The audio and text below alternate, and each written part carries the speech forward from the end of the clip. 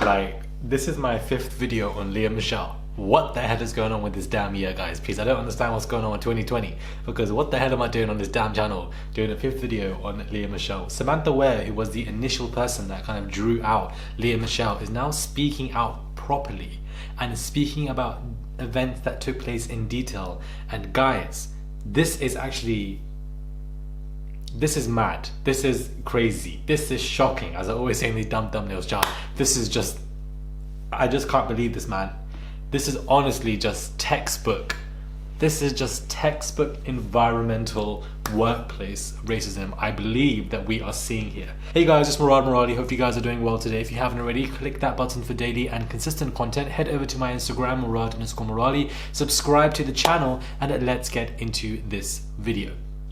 Okay, so, oh my days. So we're speaking out and she's saying, I knew from day one, when I attempted to introduce myself, there was nothing gradual about it, she tells Variety. As soon as she decided that she didn't like me, it was very evident. Damn. Okay. Michele, 33, has been rocked by allegations of on-set abuse after Ware confronted her co-star on Twitter by saying, a living hell, you basically made my life. Other traumatic microaggressions that made me question a career in Hollywood, such as, SHIT in her wig. Sometimes I don't like to swear. I know I'll be doing the most spelling out these words, but like sometimes I just... Anyways, now Ware 28 is speaking up to try to address a Hollywood hierarchy that she says favors people of color less than their white counterparts. You can put color in the room, but if you don't let them talk or speak or share their side, we're not getting anywhere, she tells Variety. There are such imbalances of power and structures that have been fully embedded for years that just need to crumble at this point. Everyone needs to feel heard and be validated.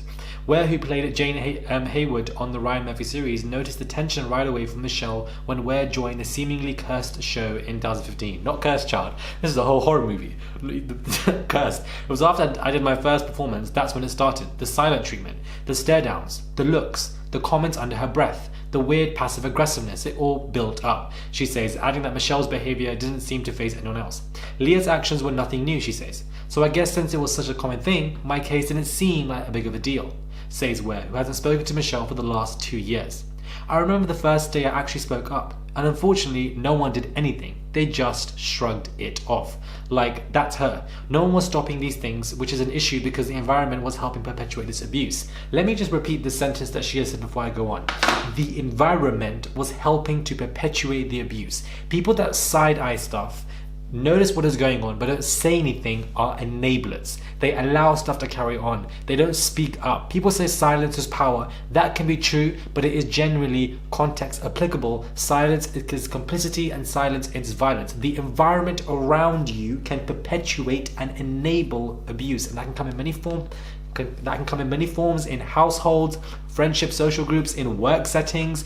It can come in several different avenues. Well, Ware tells Variety that Michele even threatened her job in front of cast and crew. One time when she was goofing around off camera whilst Michele was filming a scene which she says Michele saw as disrespectful to her, when the scene finished, listen to this guys, Ware recalls Michele making a come here gesture like how a mother does to their child, adding that Michele said, you need to come here right now. Imagine talking like that to somebody whilst they're on set. How embarrassing that is and how degrading that is.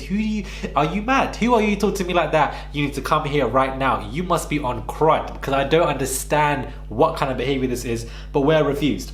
I said no, and that's when she decided to threaten my job and said she would call Ryan Murphy in to come and fire me. That apparently didn't happen, but it left Ware shook. It's scary. For the full week, I was thinking I'm probably going to get an email and I might not be able to do the last 3 episodes, or I might not be able to sing another song, she says. Ware adds that when she tried to talk to Michele, she was shut down.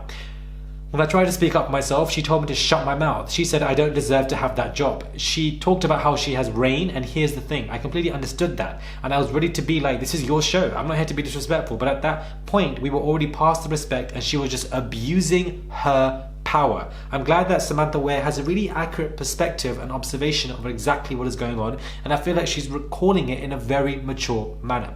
Ware also says that she wasn't alone in being afraid of Samantha Michele. Everyone minded their business or said, I'm sorry, I wish I had the power to stop this, but this is just the way it is, and this is just how it's been, which means I wasn't the first person to have been in that situation, Ware says.